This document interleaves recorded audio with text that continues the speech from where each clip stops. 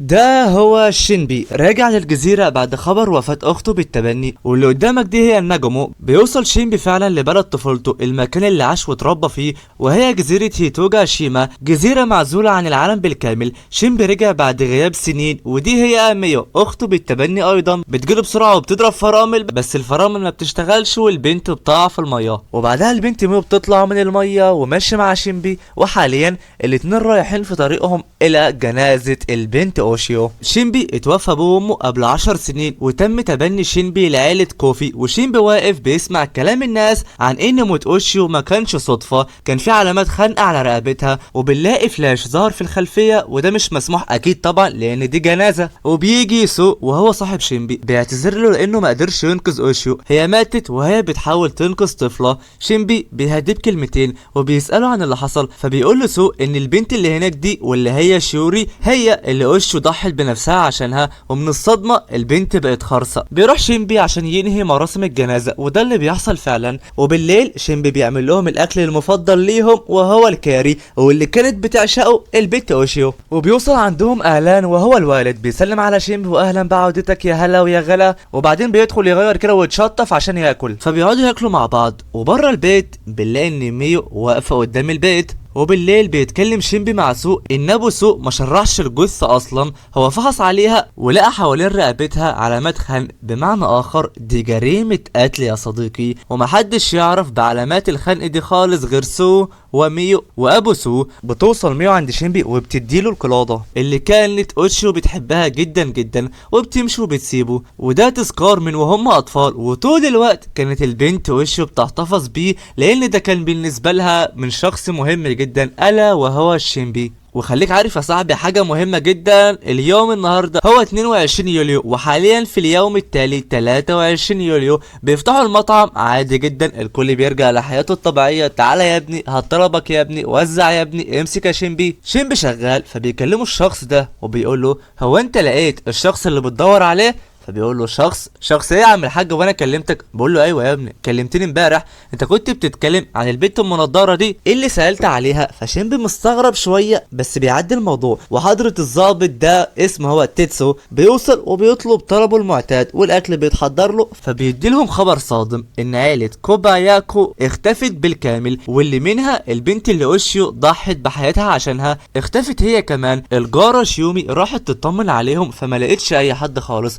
البنت ميو بتسمع الخبر وبتطلع تجري من المكان، فالولا شينبي بيجري وراها. بيوصل عندها فعلا وبيسالها ايه يا بنت ايه اللي خلاكي تجري مالك؟ فبتقول له ميو ان اختها قبل ما تموت باسبوع كانت غريبه شويتين، وهم كانوا على الجبل بيظهر ليهم نسخه طبق الاصل من البنت اوشو. بيعدي عليهم الصياد ده واسمه هو ميزو، وكان سامع كل حاجه، وبيقول لهم يمكن يكون ظل ولا حاجه، لان مرض الظل مرض مشهور في الجزيره دي، ولو الشخص اتصاب بالمرض ده فمحدش هيشوف الظل غيره وبس، وبعدها مصيره الموت الحتمي. وعشان تقدر تطهر نفسك من المرض لازم تروح لهيروكو السما. وبيمشي وبيسيبهم. بتأكد البنت ميو معلوماته لان هي سمعت نفس الكلام من جدها، بس شينبي اول مرة يسمع الكلام ده. شينبي بيقترح عليها ان هم يروحوا لهيروكا عشان يطهروا ميو من المرض ده، فالبنت بتوافق طبعا. بيوصلوا للمكان فعلا، فبيرنوا الجرس، حد هنا؟ الو، حد يرد علينا؟ محدش موجود في المكان. ميو بتلاحظ حاجة غريبة، حد بيجري في الغابة حاجة زي كده، فبتاخد شينبي من ايديه وبتجري وراه على طول.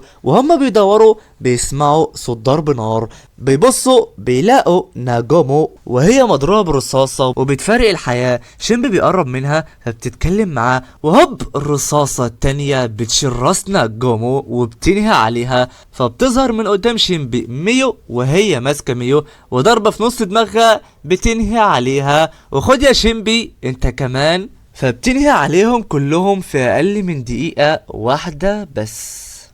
الولد شينبي بيرجع تاني قدام ناجومو اللي ماتت من شوية، فبيسألها هو انت كنت مضروبة بنار؟ بتقول له معلش هو انت بخير يالا؟ انت شارب خمر يالا ولا ايه؟ بيقول لها لا مفيش. بيفتح تليفونه بيلاقي تاريخ اليوم هو 22 يوليو. رجع لنفس اليوم لنفس الاحداث لنفس كل حاجة. الله، اللي هو ازاي يعني؟ الولد فاكر انه مات وناجومو ماتت وميو ماتوا برضه كلهم في الغابة وهم رايحين للمعبد. فشينبي بيفتح رواية واسمها هي أرض المستنقعات للكاتبة ريونوسكي ناجومو. حكايتها ان البطل واصحابه وعيلته بيتم مطاردتهم بنسخ من الظلال. بطلنا بيستنتج ان ده كان حلم طبعا عشان كان بيقرأها وينام فحلم بالاحداث وحاجات من دي كتير. فبيوصل للجزيرة بنفس المشهد تماما، نفس التطابق مليون في المية. ميو بنفس الرياكشن، بنفس الكلام، بنفس كل حاجة. اهلا يا شيمبي برجوعك. بتروح عنده وبتقع برضه في المية بسبب الفرامل اللي ما اشتغلتش. الله، كل حاجة ده حتى نفس الوقعة. الولا شيمبي مستغرب من كل حاجة، ده جنون حرفيا. ازاي رجع لنفس اليوم؟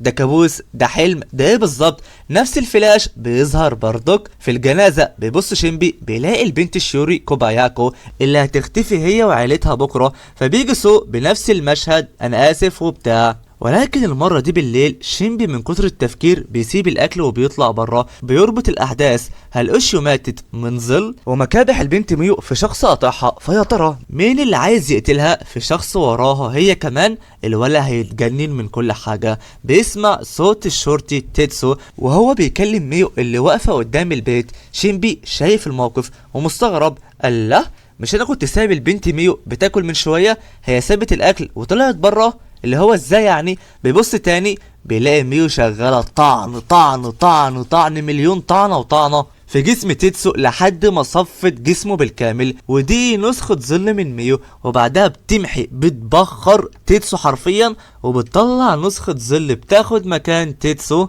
وكل ده قدام الولا شيمبي. بتاخد من تيتسو المسدس عشان هدفها الان هو قتل ميو الحقيقية وبس، وهي ما ينفعش تدخل البيت عشان ما تعملش صوت وكده. فشيمبي مصدوم من كل اللي شافه. بعدها تليفونه بيرن، بيطفي التليفون، واهلا يا شيمبي عامل ايه؟ خد في راسك تاني يا شيمبي. وبكده الولا مات للمرة التانية في اقل من 10 دقايق. وفي نفس المشهد شينبي بينتقل لنفس اليوم الصبح. وركز يا صديقي، المرة دي ما قابلش ناجومو، لا هو وصل على الجزيرة بالظبط. فاهم ازاي؟ يعني المشهد الاول ده اختفى شوية وبتيجي ميو برضك بتسلم عليه واهلا برجوعك. والمرة دي هو اللي بيقع في الميه لان كان بيساعدها، قام هوب وقع في الميه. ولكن على فكره شيمبا عبيط مش بيعرف يعوم، فالبنت ميو بتنط وبتجيبه. بعدها بيطلعوا بره وانت عارف الباقي بقى. بالليل شيمبا حب يغير الموضوع لان مش كل شويه هيموت، ما هو لو ساب تيتسو يموت هيجي بكره ويموت مع البنت، لا انا لازم اعمل حاجه.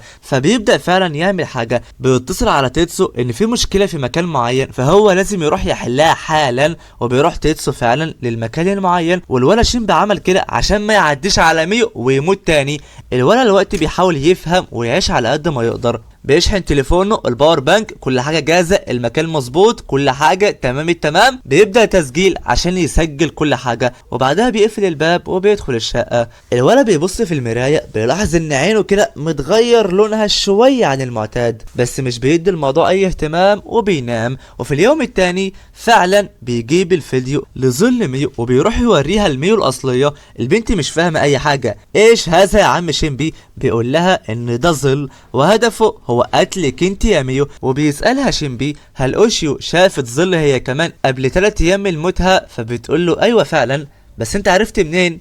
لا ده مش موضوعنا، يمكن الظل ده هو اللي قتلها يا شيمبي. شينبي بيقرر يروح حالا للطفلة شيوري عشان هتختفي هي وعيلتها عما قريب ويعرفها بمرض الظل. بيوصل فعلا للمكان وبيلاقي الجارة شيومي فعلا وهي رايحة تطمن عليهم. بترن الجرس، الو اكوما الناس اللي جوه، مساء انوار يا رجالة. محدش بيرد. بتدخل مع شينبي ومش بتلاقي اي حد في المكان. فعلا شينبي بيبص بيلاقي اثار نسخ الظلال اللي هو شافها من البنت ميو. قاعد بيستنتج اللي حصل ليهم كلهم. هيعمل ايه؟ يساعد ازاي؟ بيطلع فوق عشان يدور على اي حاجة كده ولا كده. بيبص يمين شمال يمين شمال، المكان كله فاضي. بنلاقي نفس الفلاش اللي ظهر في الجنازة ظهر الوقتي بصوت الطفلة شيوري اللي قالوا عليها خرصة. بتقول لشينبي انت ليه قلت لي كده امبارح؟ فبيعرف شينبي ان شيوري ظل اساسا، وبتتحول البنت قدامه عشان تاخد منه اجابة السؤال غصب عنه، وهي واقفة قدامه خلاص شينبي مش قادر يعمل اي حاجة. بتيجي السيدة شيومي وبتنادى عليه وكل حاجة بترجع طبيعي تاني. الولد حرفيا فلت بأعجوبة من قدام الظل، وبعدها مروح وبيفكر في ناجومو اللي هتموت كمان شوية. فبيروح يسأل عنها، واحدة بنضارة واحدة بنضارة وكده محدش عارف مكانها خالص. وده نفس الراجل اللي سأل شينبي عنه وجاوبه في المحل، قال له هل لقيتها وبتاع. الولد بيستغرب شوية بس برضك بيعدي الموضوع. وبعد بحث طويل شينبي ملقاهاش خالص. بيرجع للمحل وبعد شوية بيوصل تيتسو وبيروح يمسك في شينبي عشان البلاغ الكاذب اللي عمله له، وبيعرفهم عن خبر اختفاء عائلة كوباياكو كاملة. شينبي بيحس ان ده فعلا تيتسو الحقيقي، معنى كده ان هو نجا من الظل. تيتسو بيدي التليفون ده لشينبي وبيقول له هو ده تليفون اوشيو، بس محدش بيعرف يفتحه خالص غير اوشيو وبس. هي اديته لتيتسو عشان كانت حاسه ان هيحصل لها كده، وقالت له لما شينبي يرجع يبقى يديله التليفون. بيدخل عليهم الفنان سو، شينبي بيمسكه وبيقول له كل حاجه. فبيساله سو هل في طريقه عشان يعرف اللي قدامه اذا كان ظل او بشري عادي؟ فبيقول له بصراحه لا، ده نسخه طبق الاصل حرفيا من الشخص الاساسي. فبيقول له سو ما هو برضك يمكن انت تكون ظل يا عم شينبي.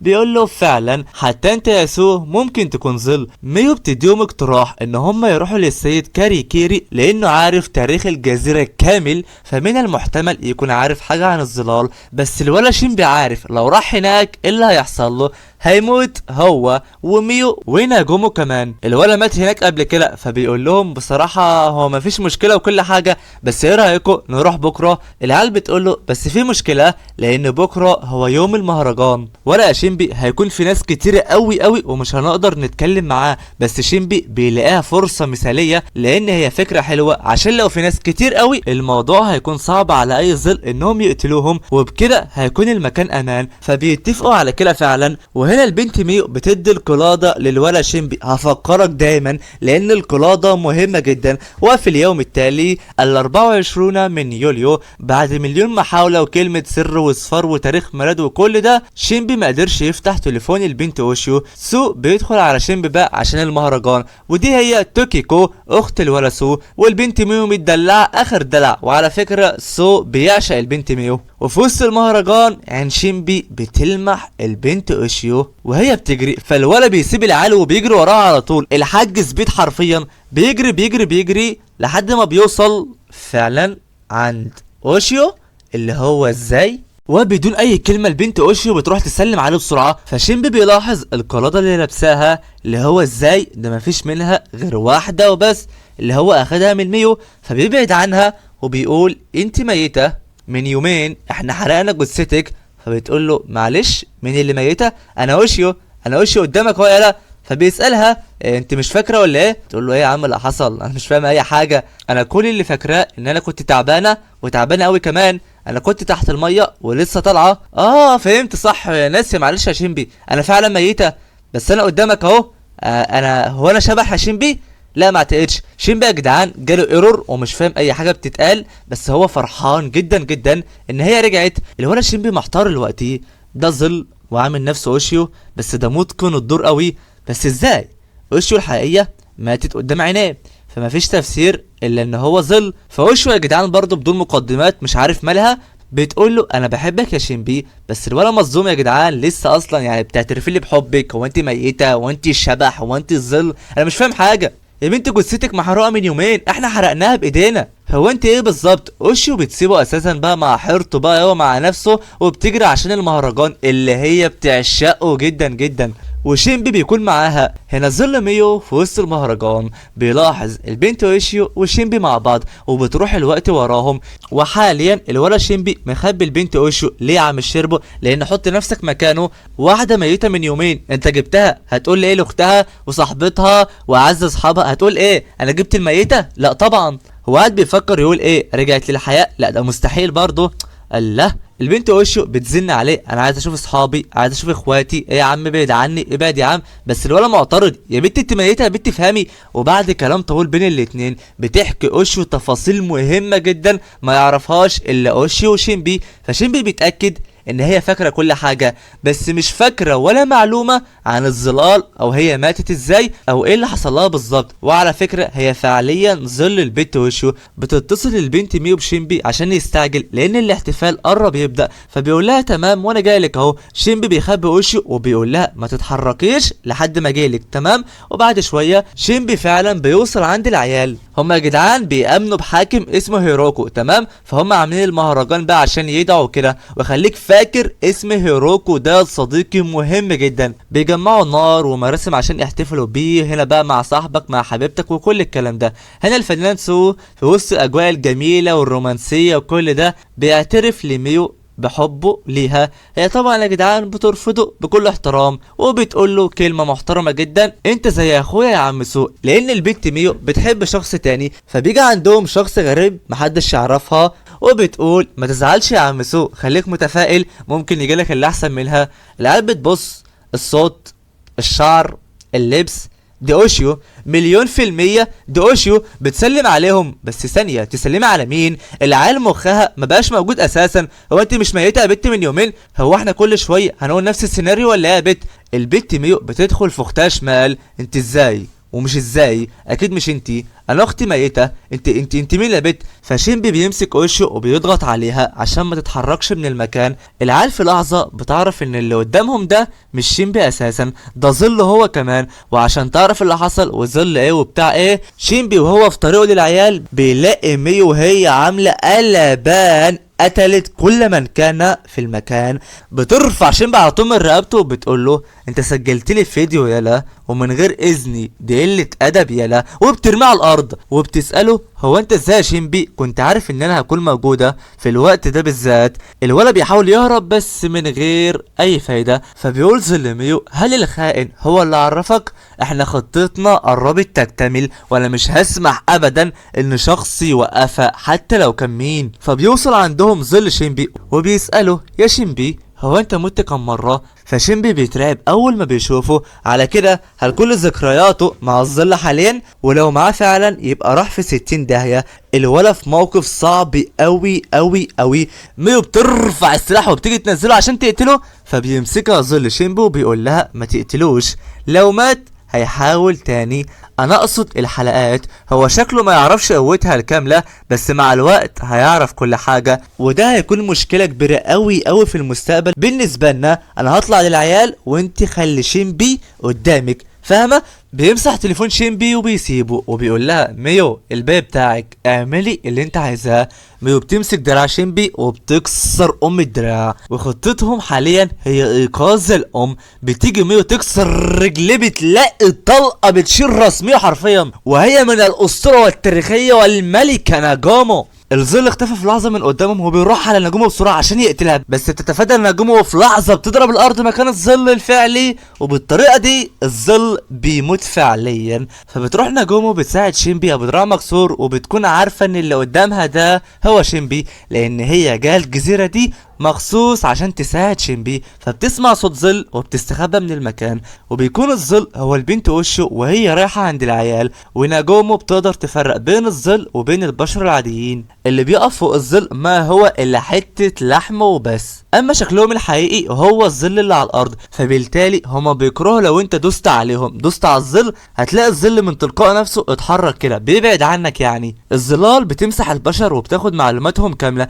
الظلال بتقدر تتجدد لما بتاكل البيانات البشريه، هتفهم كل حاجه مع الوقت. فيلا بينا نكمل. وهما واقفين بيلاقوا وميض عالي من فوق الجبل، فبيروح شينبي بسرعه وهو وراه ناجومو. فبتلاحظ ان الكل حرفيا الكل ميت، والبنت توكيكو بتموت قدام عيون شينبي. وموجود ظل ب4 ايادي. والساعة الان 9 والمهرجان انتهى بالفعل.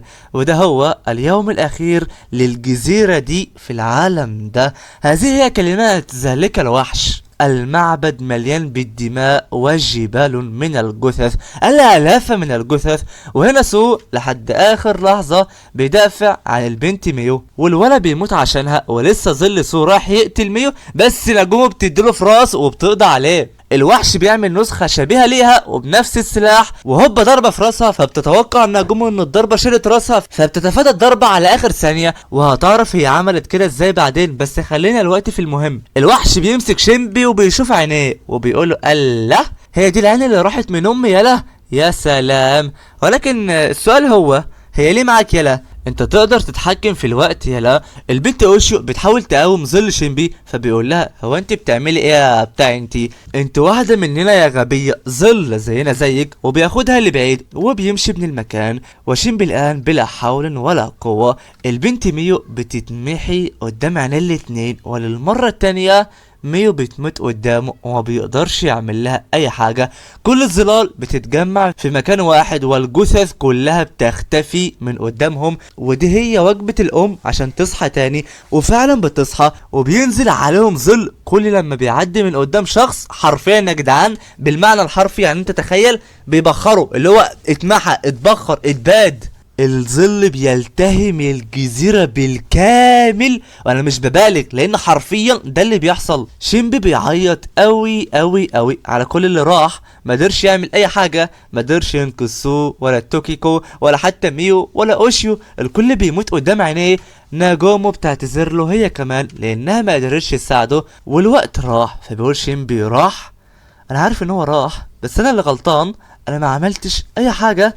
بس لو رجعت، ايوه لو رجعت يا ناجومو اقتليني بسرعه، انا هقدر ارجع، اقتليني بسرعه. فبتقول له طيب لما تقابلني ابقى تعالى عندي وانا هحميك باي طريقه. بترفع سلاحها والوحش راح يمنعها، بس البنت وشه بتديله بالبوكس وبتقول له ابعد يالا، تمنع منه والناس نايمين. وضربه من ناجومو راس شينبي بتروح من مكانها. وشينبي مش بيرجع المره دي، لا هو بيشوف الجزيره كامله من فوق وهي بتتبلع من الظل ده، وبيشوف الام. وبعدها بينتقل تاني للماضي، وهو في طريقه للحلقة الجاية بيلاقي اوشيو بتدخل معاه وبتقول له خلي بالك في حدود للقوة دي، انت الشخص الوحيد اللي تقدر تنجينا من المصيبة دي يا شينبي.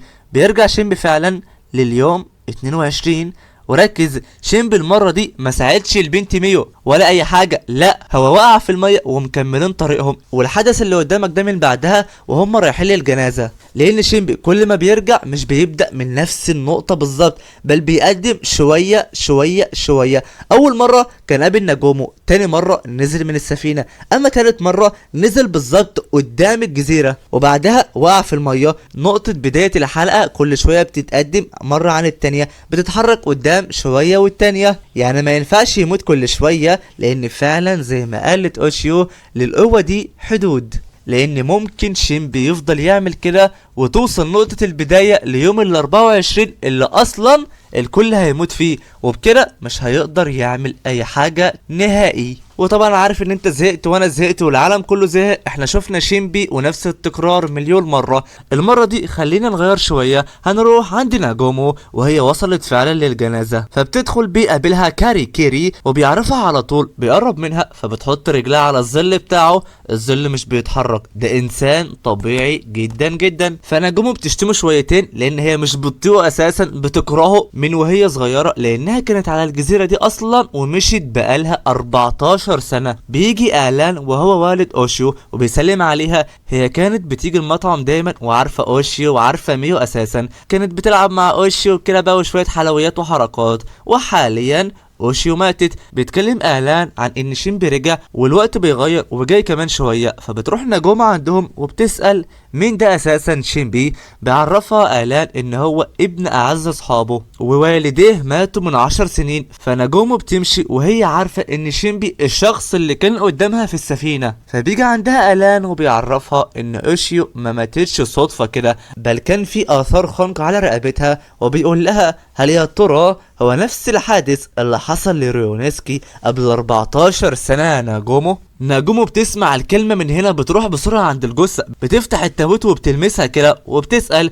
هو مين اللي اتكفل بالجثة. فبيقولوا لها ممرضة من عيادة هيشيجاتا. هيشيجاتا ده يا جدعان ده اسم عيلة الولسو. فناجومو بتاخد نفسها وبتمشي من المكان وبيجي عندها اعلان. فبتسأله قبل ما تطلع هل اوشيو قالت له اي حاجة، شافت شبيه ليها قبل ما تموت، شافت حاجة غريبة. فبيقول لها شبيه؟ لا مفيش حاجه زي دي. فبتيجي عندهم اساكو وهي دي صديقه الطفوله بالنسبه لناجومو، فبتقرب منها وبتسالها عن حالها بقى، ما شافتهاش من زمان، عامله ايه والله وكبرنا يا حلاوتك يا شقاوتك. وبعد حلاوتك وشقاوتك دي البنت اساكو بتعيط لان اوشيو ماتت عشان انقذت بنتها. ناجومو على العكس مش بتزعل، لا ده بتقرف من التمثيل الرخيص اللي هي شايفاه، لان زي ما انت متوقع يا صاحبي ده ظل اصلا. فبتروح ناجومو عند الصياد نيزو اللي هو صاحبها وبتقوله عن اللي حصل بالظبط، وبتفترض نظريه ان البنت شيوري ما غرقتش بالصدفه، لا ده هاجمها ظل وبعدها قتل شيوري ومحاها وعمل نفسه شيوري،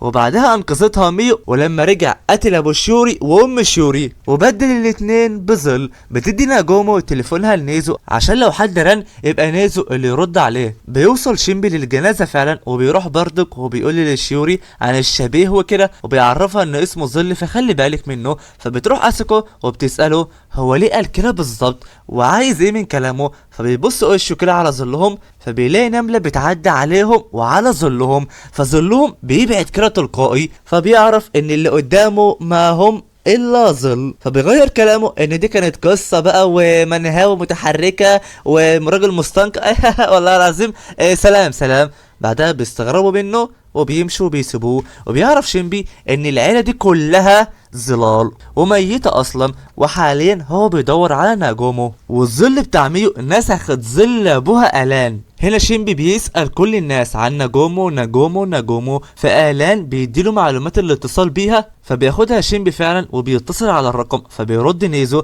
وبيعرفه بنفسه، فبيطلب منه نيزو انه يجي لوحده في الغابة. آلان بيروح الحمام عادي جدا وبعدها بيتبعه ظله، بيفتح الحمام عشان يقتله بس اللي بيحصل مختلف تماما. ناجومو بمطرقتها بوم بتمحي المكان في ثواني. هنا شينبي مستني نيزو بس نيزو بيديله ضربة عشان يتأكد هل ده ظل ولا بشري. بعدها بيعرف انه بشري طبيعي جدا. بيوصل شينبي عند ناجومو فعلا فبتسأله ومتأكدة من سؤالها ان دي اكيد مش اول مرة يعيش فيها اليوم ال22.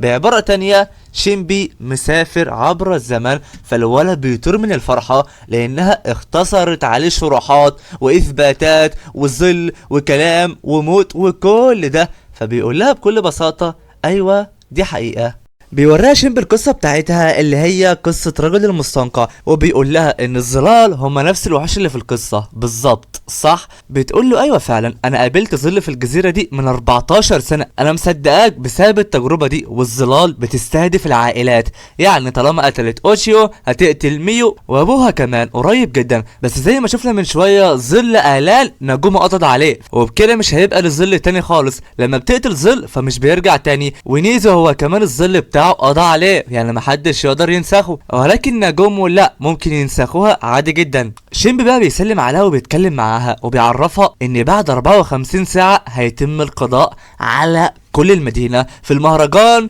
يوم 24. وشينبي بيعتقد دلوقتي ان الظل باربع ايادي هو اللي بيتحكم بالظلال كلها، وبيطلب منها دلوقتي يهتموا بظل ميو الاول عشان هو هيظهر قدام مطعم كوفوني على الساعة 9 بالليل. فبتقول له تمام مفيش اي مشكلة بس لازم اهتم بالكوباياكو اول حاجة. فبيقولها شينبي هتهتمي ولكن هتفشلي لان شفتهم في المهرجان عند المعبد، ظل شيوري كان هناك. شينبي بيقرر يروح يساعدها هو ونيزو لان ناجومو المره اللي فاتت راحت لوحدها فناجومو فشلت، فلعل وعسى ينجحوا المره دي. ناجومو بتسجل الصوت وبتقول الخطه فبتسمع الصوت تاني، فالحركه دي غريبه شويه، فبيستغرب منها شينبي وبيقول له يا نيزو احنا اتكلمنا من شويه، هي ليه سجلت وبتتكلم في التليفون؟ بيقول له لان ناجومو عندها انفصام شخصيه، هقول لك بعدين. ناجومو بترن الجرس بالراحه خالص جدا وبتدخل البيت فعلا. اهلا يا حبيبتي ازيك يا حبيبتي اخبارك ما شفتكيش من زمان ويا هلا ويا غلا ويا مسهله. وبدون مقدمات كتير بالشاكوش بتشير راس البت اسوكا، جوزها بيروح بسرعه عليها بس روح ياض بترميه وبتكسر راسها هو كمان. اسوكا بتحاول تضربها بس بتديها ناجومو في ظلها وبتقضي على الاب وبتقضي على الام. البنت بتبكي من اللي شافته، ابوها وامها ماتوا بدون اي سبب، بس هي ناقصه تمثيلها بنت ناجومو بتضرب ظلها.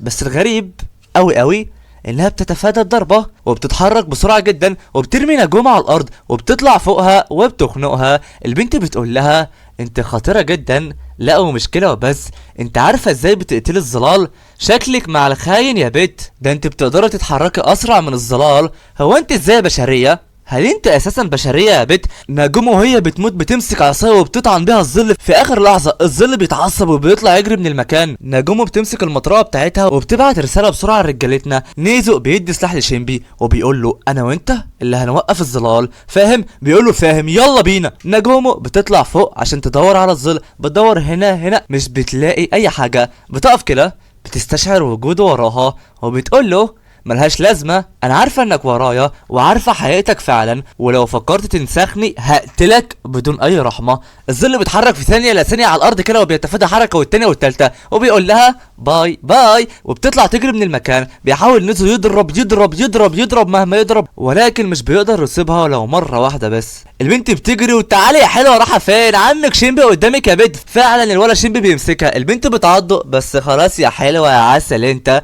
نيزو بيصيب ظلها 3 مرات بالمسامير وبكده مفيش اي ظل هيقدر يتحرك، وحتى لو كان من والظل برضه يا جدعان ما يقدرش يعمل الشكل اللي هو ثلاثي الابعاد عشان يجري بسرعه، ما يقدرش يعمل اي حاجه. الظل على العكس تماما، مش يزعل ويبكي، لا ده بيموت ضحك.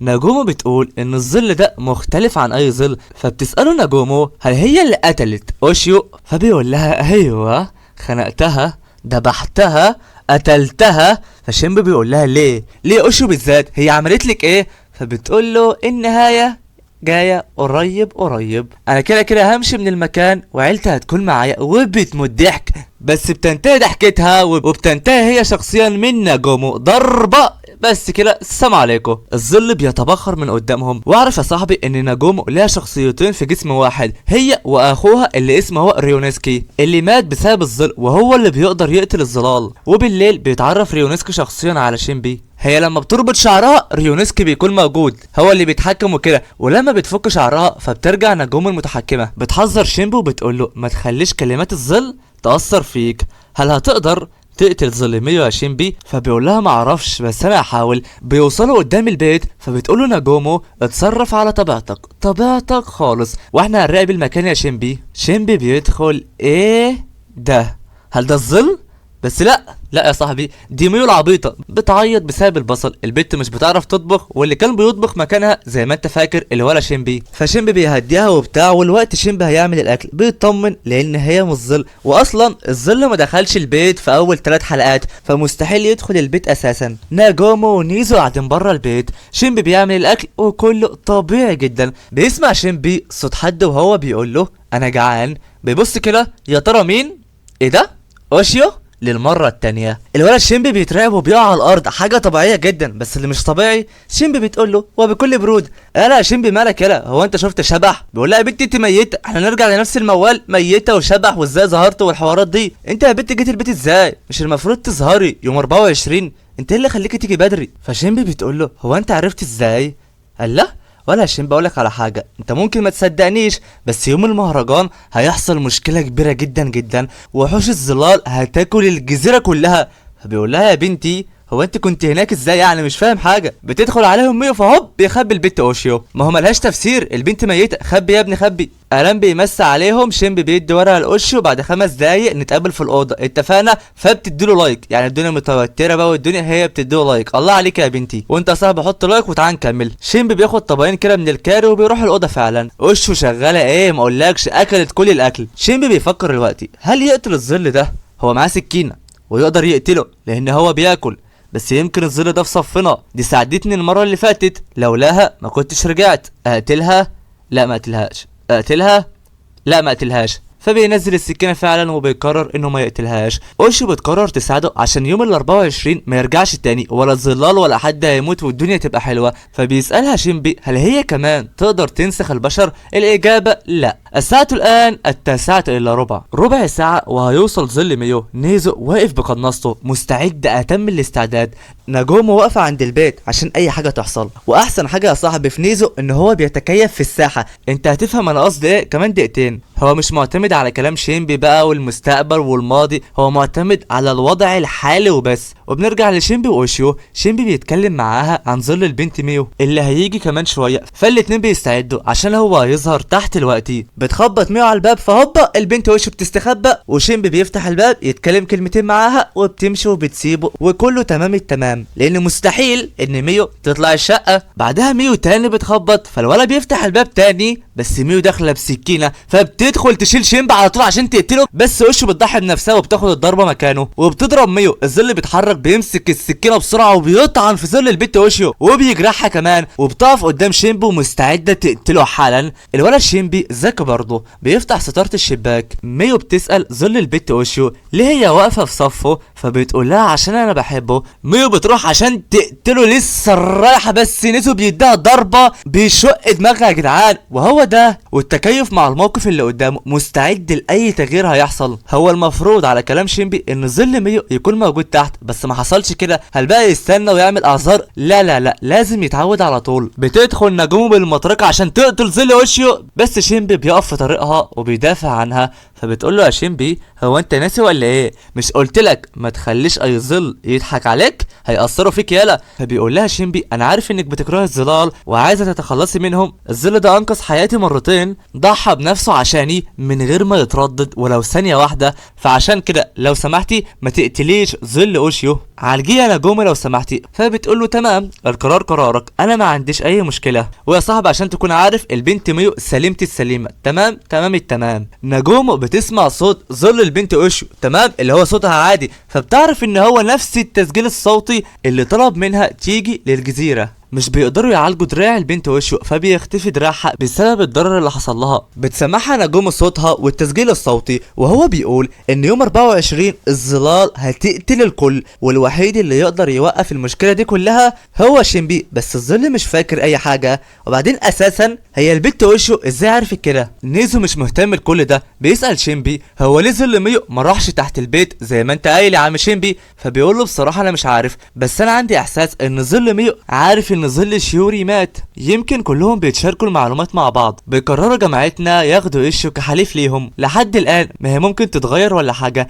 شينبي بيقول للنجوم انها تخلي بالها لان في يوم 23 الساعه 3 العصر هيقتلها ظل ميو وهو ميت حاليا، فيمكن يجي البديل ولا حاجه ويقتلها برضك. فبتقول له ما تقلقش انا محدش يقدر عليا. وفي صباح يوم ال 23 الحاج شينبي راح يطمن على ميو ولقاها بخير فعلا، وميو بتديله القلاده بتاعه اوشيو. شينبي بياخد القلاده وبيديها لظل البيت اوشيو وبيروح هو للمطعم عادي جدا. بيوصل له صاحبه الا وهو سوق. شينبي بيديله مظله مع ان الجو جميل جدا وبتاع، فبيروحوا الاتنين على الشاطئ. بيتكلم سو وبيقول له يا شينبي انا عايز اعرفك حاجه مهمه جدا جدا، ان جثه اوشيو كان عليها علامات خنق. فبتظهر له المرحومه اوشيو شخصيا وبتسلم عليه. ايه بتسلمي على مين يا مرحومه؟ اللي هو ازاي؟ العيال بتقول له الحكايه من البدايه للنهايه. سو سمع كل كلامهم فعلا وصدق كلامهم كمان. شينبي بيدي للبنت اوشيو التليفون اللي محدش عارف يفتحه، بس البنت اوشيو بتفتحه بكل سهوله بالبصمه بتاعتها. بيدوروا على اي معلومه، اي حاجه، اي حركه، اي بركه، بيلاقوا فيديو واحد بس. العيال بتفتح الفيديو فبيلاقوا البنت وشه طالعه بتمسح لهم يا مساء الفل، وبتقول يا شينبي لو بتشوف الفيديو ده فاعرف ان انا ميته، وبص مين معايا، بص ايه رايك؟ اسمع يا شينبي، الوحيدين اللي قادرين يفتحوا التليفون ده انا وظلي وبس، ومعنى انك فتحت وشفتني دلوقتي فاكيد ظل هيكون جنبك. بس ما تخافش يا شينبي، هي مش شريرة زي بقية الظلال، ده حلفتك يا شينبي. وتعالى انا معرفك كل حاجة بدأت من امتى. كل حاجة بدأت يا شينبي من شيوري، ونعود ليوم 17 من يوليو. البت شيوري عامله مشكله مع اوشيو عشان شافت حاجه شبهها بالظبط، بس محدش صدقها لانها طفله وكده. بعدها بيوم اوشيو وهي بتنظف الشاطئ بتلاقي نسخه طبق الاصل زيها، نفس كلام البنت شيوري فعلا. فبتروح ورا الظل بس الظل بيختفي من مكانه. بيروحوا يكلموا شيوري هل شافت ظلها النهارده ولا لا، فبتقول لهم لا ما شفتش اي حاجه. وبكده يا صديقي انتهت عمليه التنظيف، الدنيا زي الفل. البنت اوشيو رايحه تستحمى دلوقتي فبتلاقي ظلها في الحمام. ايه ده يا غاليه؟ وبعد شويه كلام وانت مين وبتاع ايه وايه اللي بيحصل، الاتنين بيتفقوا على طول على مساعده البنت شيوري، والاتنين حاليا بيبحثوا عن الظلال. وبيروحوا فعلا للعياده القديمه بتاعه والد سو، لان هو بيتقال عنها اشاعات ان هي مكان للوحوش ومحدش بيقرب منها نهائي. العيال بتسمع صياح غراب، بيبصوا كده بيلاقوا الشكل قدامهم، بيعرفوا ان في ظل بيتشكل قدامهم، والظل فعلا بيتجسد على شكل البنت اوشيو، وبيروح عليها بسرعه وبيقدر يقيد ظلها فعلا. اوشيو بتحاول تدافع عنه بس ضرباتها ملهاش اي لازمه لانها بتضرب الجسم الحقيقي مش الظل، فالبنت بتضرب فبالغلط الضربه بتيجي على الارض غصب عنها فبتصيب الظل اللي على الارض، فردة فعل الظل التاني هي رجل بتشيل البنت اوشيو من على الارض، فاوشيو بتفهم ان نقطه ضعفهم هي الظل اللي على الارض. ظل البنت اوشيو بتضرب الظل التاني وبتروح بسرعه في اقل من لحظه بتشيل الظل وبتشيل المكان كمان. البنت مصابه فعلا بس هي يا صديقي عشان تتعافى نسخت بيانات البنت اوشيو ورجعت طبيعي عادي جدا جدا. وفي يوم اخر وهو ال20 من يوليو، وده اليوم اللي صوروا في الفيديو للولا شينبي اللي احنا شفناه من شويه، ظل اوشيو بعد الكلام ده كله افتكرت بقى كل حاجه حصلت لانها ما كانتش فاكره اي حاجه نهائي، فاكره كل اللي حصل قبل الموت وكده بس مش فاكره من ساعه ما ماتت ايه اللي حصل. البنت حاليا هترجع للماضي بتمسك ايد العيال وبترجعهم لوقت موت اوشيو. هنا الطفله شيوري، الفنانه ميو، الولا سو، الكل موجود. وده يا صاحبي مجرد فيديو تمام، هما ما رجعوش ويقدروا ينقذوا او يمسكوا في حد، ده مجرد فيديو هما بيتفرجوا على الاحداث وبس. تمام هما ولا يقدروا يغيروا اي تفاصيل ولا يتكلموا مع اي حد ولا يعملوا اي حاجه. هنا يا جدعان اوشيو والظل بتاعها، البنت اوشيو حولت الظل بتاعها لقلاده عشان تلبسها عشان لو حصل حاجه كده ولا كده تقدر تتحول على طول وتساعدها. هي بتاخدها معاها وفجاه والكل بيلعب ومحدش واخد باله البنت الشيوري بتختفي. ايه ده راحت فين؟ محدش شايفها، وفي لحظه برضه بنلاقيها بتغرق جوه الميه. البنت اوشيو بتروح عليها بسرعه، ظل اوشيو بيقول لها خلي بالك يا اوشيو ان في ظل تحت الميه. البنت مش بتفكر كتير، انا هنقذ البت يعني هنقذ البت. اوشيو بتنزل تحت الميه فعلا وبتلاقي ظل شيوري قدامها وهو سحبها للميه عشان يقتلها، فبتطلع البنت اوشيو ظلها فبيروح الظل وبيقطع ظل شيوري وبكل سهوله وبيطلع ظل اوشيو بالبنت شيوري، بس الظل مش هيسمح ليها ابدا. الظل بيمسك ظل اوشيو وبيقيدها بس اوشيو بتمسك الظل وبتنزل بيه تحت الميه، واوشيو الحقيقيه مش الظل تمام هي اللي بتغرق فعلا وبتودع الملاعب. بس ظل شيوري ما بيهداش عند كده، اوشيو ماتت وانت برضو مش هتاخد الشيوري يا بت. بتطلع قدام ظل اوشيو عشان تاخد شيوري باي طريقه. ظل اوشيو بيضربه ضربه 2 3 بس بيتعافى ظلها وبيديها ضربه بيقضي عليها، بس ظل الشيوري ما قدرش يمحيها بالكامل، فبياخد البنت الشيوري وهلا هوب بيبخر البنت وبينسخ نفسه كأن هو البنت، وبيلاقي ان ميو نازله فبيعمل نفسه ان هو تعبان وغرقان. وفي الاخر يا صاحبي البنت اوشيو هي اللي ماتت بس الظل لسه موجود لحد الان، وشيوري طالعه وشينبي بيبكي وسو بيفكر ينتحر بقى بعد اللي حصل. وفي لحظه غريبه جدا ظل شيوري بيمسك شينبي. ايه ده معلش مش ده فيديو يا شيربو صح؟ فازاي ده حصل؟ الظل بيمسك شينبي وبيقول له مسكتك اخيرا، وبيتحول الظل لام الظلال اللي ظهرت في البدايه وبتقول له لقيتك اخيرا، انا كنت بدور عليك من زمان ومش هتهرب مني تاني. بس في ثانيه لثانيه البنت اوشيو بترجعهم للعالم الطبيعي، بس الغريب جدا ان علامه ايد البنت شيوري لسه موجوده على ايد الولا شينبي، فده ما كانش حلم ولا كان اي حاجه، بس الغريب جدا ان ده فيديو، فازاي ده حصل؟ هما لسه ما يعرفوش لحد دلوقتي. الولد شينبي كده بيقف وبيفكر مع نفسه، قاعد بيحلل الموقف اللي شافه، بيعرف ان دي نفس البنت اللي شافها في المهرجان اللي في البدايه خالص. وتاني حاجه ذكريات اوشيو بقت مضطربه بعد قتالها مع ظل شيوري، اوشيو ما اتمحتش بالكامل، قدرت ترجع جسمها من البيانات الباقيه ووصلت للمكان ده. الدنيا بتمطر عليهم فعلا، فالعيال بتمشي شويتين وبيفكروا في حل، وبعد ما بيفكروا بيقرروا انهم يروحوا العياده القديمه زي ما راحت البنت اوشيو والظل بتاعها، لعل وعسى يلاقوا هناك اي معلومات. هنا قبل ما نروح يابا الدنيا تمام، الولا سو مظبط نفسه لباس فاخر من الاخر واوشيو متشكله على قلاده، الكل واخد حذره، الكل ماشي. سو بيفتكر المره الوحيده اللي راح فيها هناك وكان ابوه موجود، بس الموضوع عادي جدا يعني لان المكان ده بتاع عيلتهم وده ابوه، فالموضوع عادي. بس هي كانت مقفوله، فليه يا ترى ابويا كان دايما هناك مع انهم كانوا بيلعبوا بس؟ الولا مش عارف ولا فاهم ايه اللي بيحصل. بيوصلوا فعلا قدام العياده بيدوروا على اي حاجه كده ولا كده ولا كده. البنت اوشيو بتطلع عشان تدور على الظلال، وعلى فكره يا صديقي اوشيو بعد ما رجع لها ذكرياتها بتقدر تحس بالظلال هنا ولا هنا ولا هنا. العيال بتدخل جوه العياده بتدور هنا هنا هنا مفيش اي حاجه. البنت اوشيو بتتحول لظل ثلاثي الابعاد وبتدور فوق، اما سوق فبيلاقي ازازه سم، وبعدها بيلاقوا بيانات مرضى وكلام من ده، مفيش اي حاجه مثيره للشبهه، كل حاجه طبيعيه جدا. هنا سوق بيلاقي تمثال غريب جدا جدا.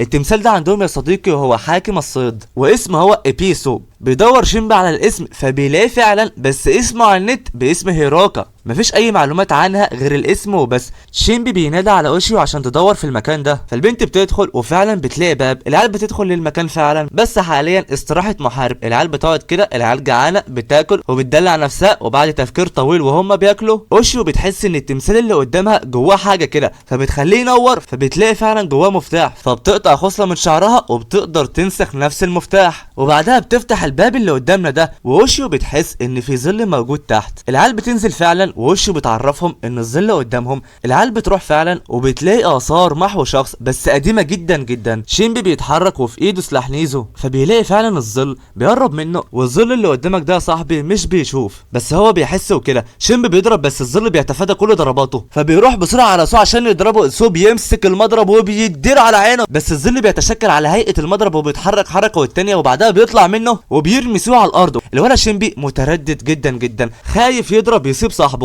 بس مفيش وقت خالص للتفكير. 3 ضربات فعلا بيقدر ينقذ سو في اخر لحظه، بيقدر يصيب الوحش في ظله. سو بيرمي على اوشيو، واوشيو ما بتقولش لا، هيلا هوب بتقضي عليه وبسهوله كمان. اوشيو بتعرفهم ان في ظل كمان موجود هناك على الشمال. العيال بتروح فعلا للمكان.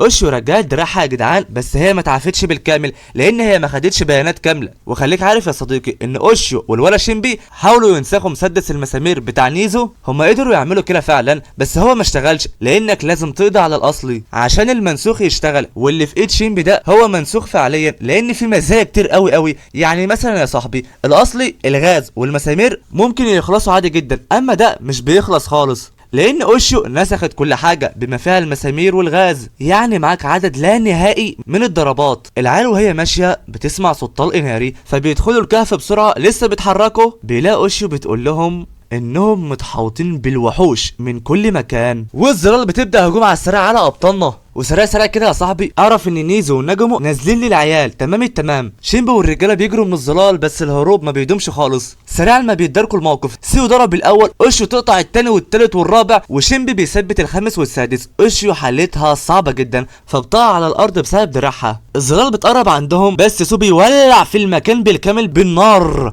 الظلال فعلا بتبعد ونجومو شغاله قتل في كل الوحوش اللي قدامها. اهي نجومو دي ما بتهربش ابدا. وسريع سريع برضك يا صديقي اعرف ان البنت ميو بتلاقي ربطة شعر البنت شيوري، بتبص عليها فبتروح عندها فبتلاقي تيتسو في وشها، فبتطلب منه انهم يدوروا على شيوري. اللي بيلاقوها فعلا وهي واقفه بمنظر غريب بتشاور على البلاعه وبتختفي من قدامهم في لحظه، فبتنزل ميو وتيتسو هم كمان للبلاعات. اما سو وشينبي والبنت ويشو فهم فعلا قدروا يهربوا. بيوصلوا لمكان غريب جدا شعب مرجانيه، ولكن الصدمه ان المكان كامل متكامل عباره عن ظلال.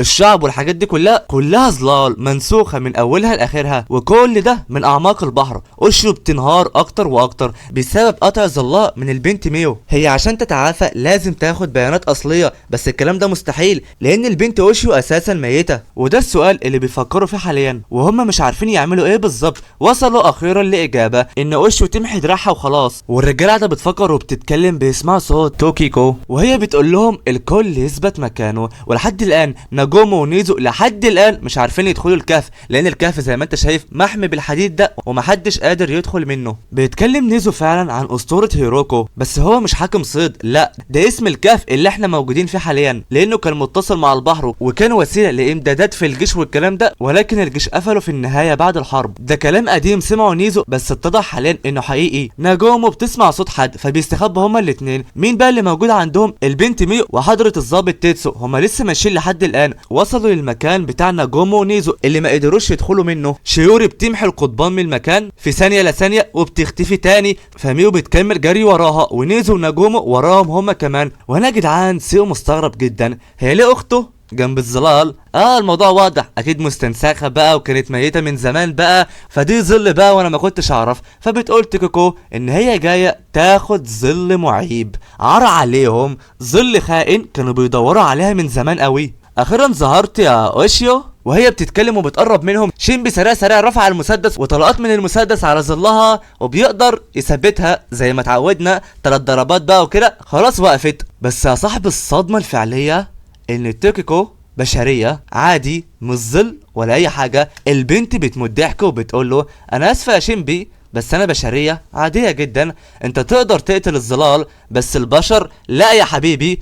الولا سو هيموت من الحيرة. ثانية افهم. سو بيسألها هو انت اللي واقفة مع الظلال؟ شينبي يا جدعان مش عارف يعمل ايه، بيرمي سلاحه وبيستسلم. عايزين تاخدونا خدونا. فعلا يا جدعان هما بياخدوا البنت اوشيو. فسو بيسألها هل هي بتعمل كده بأوامر من ابوها؟ فبتقول له اسكت يالا، طبعا انت ما تعرفش حاجة يا اخويا لان ابويا ما اختاركش انت يالا، بس طالما شفت الكتير فما ينفعش اكتم السر. تعالوا ورايا وهتعرفوا كل حاجة لان هيروكو شخصيا مستنياكم. وخليك عارف ان ناجوما ونيزو عاملين الغلط مع الظلال، اي ظل بيقرب منهم بيقتلوه بيمحوه بيفشخوه. اوصف زي ما توصف يا صاحبي. وبعدين بيوصلوا لنفس الكهف اللي كان فيه الرجاله، بيعرفوا برضه هم كمان ان الشعب المرجانيه منسوخه وكل حاجه منسوخه، وعرفوا كمان ان هي ظلال. وبتظهر ليهم شيوري فعلا. ايه ده شربو؟ مش البنت دي ماتت من شويه؟ اتبخرت كمان؟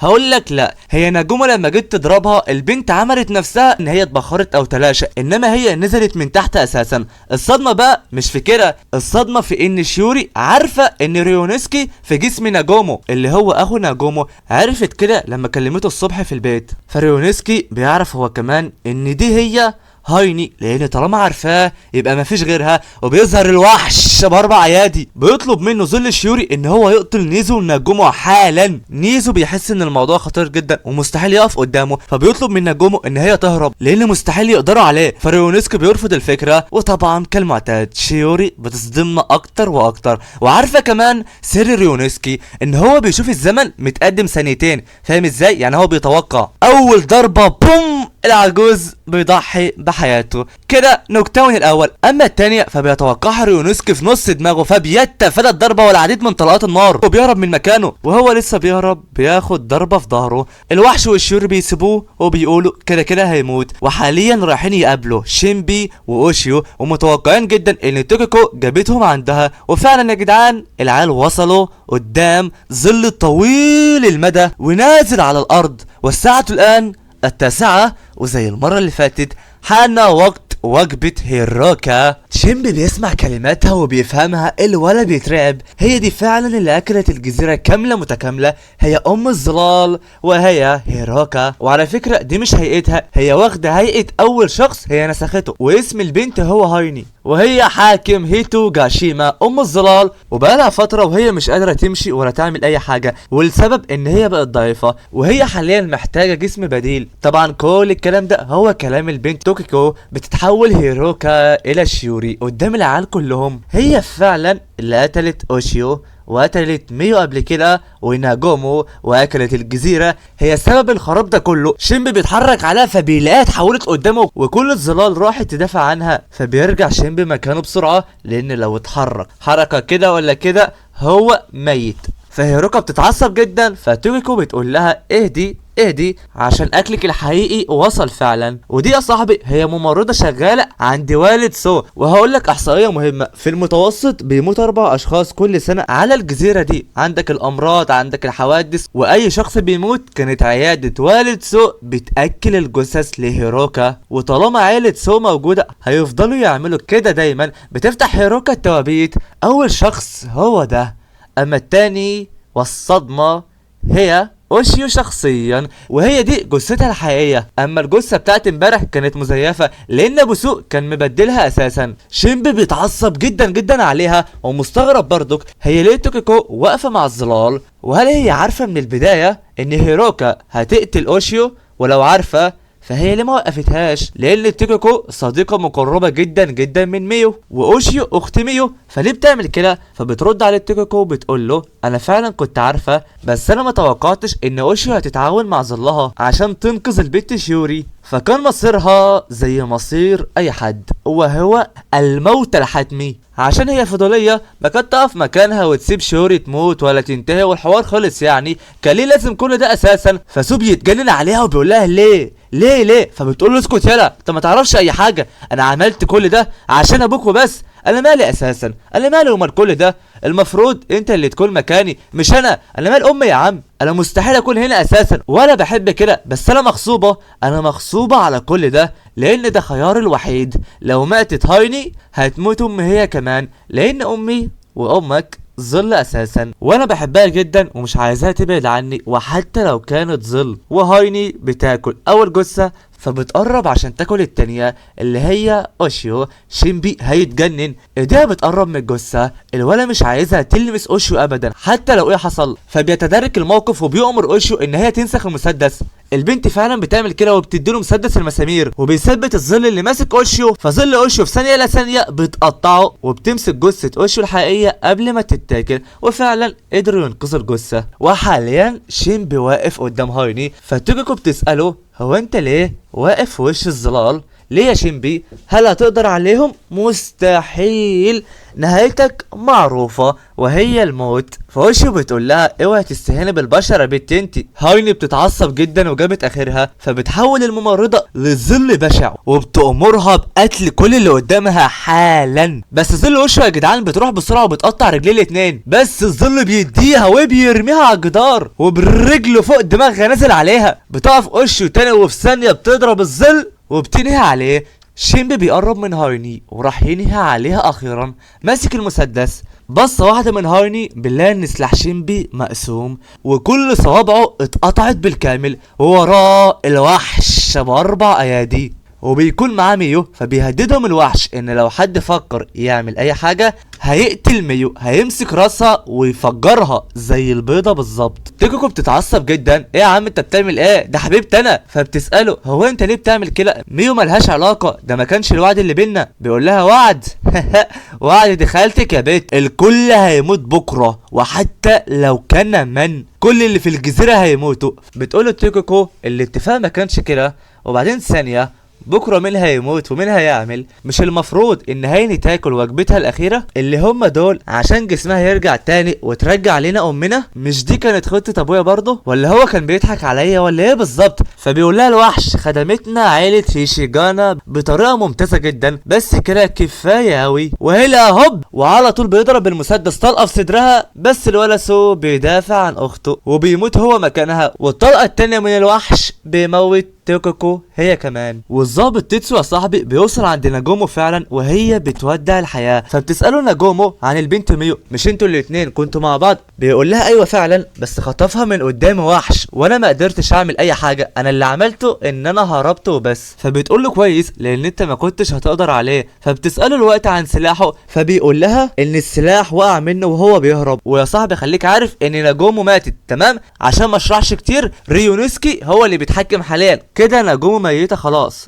ريونوسكي بيطلب من تيتسو يدخله الاعماق الكهف وبسرعه كمان. توكيكو ماتت، سو مات. وبنرجع للظلال وهي بتطلب من اوشو ان هي تقرب منهم، فاوشو بترفض طبعا. اقرب من مين؟ لا طبعا. فبيقولوا لها اختك هتموت ها؟ فاوشو فعلا بتوافق. وبين كل الاحداث والحركات وكل اللي انت شايفه، هين الغداره بحركه ظل بتخلع عين الولا شينبي حرفيا، بتشيلها من مكانها. وهين بتمسك اوشو كمان وبتبدا تبلعها. حاليا عين شينبي بترجع كده بطريقه ما. الوحش ب4 ايادي بيقول له ان عين دي من بعد اعلى بكتير، عين بتراقب العوالم كلها، والعين دي ليها القدرة انها تحول العالم اللي هو بيراقبه لحقيقة. والعالم ده يا صاحبي بيتعرض في عيون الولا شينبي تمام. دي قوة مرعبة جدا جدا، لو شينبي قدر يتحكم بيها هيغير كل حاجة، بس هي حاليا مش مكتملة، وده من حظنا طبعا. الكلام ده يا جدعان اللي بيقوله الظل. وكمان الظل بيقول له احنا مش هنقتلك يا شينبي عشان ما ترجعش تاني. وبص كده على ميو،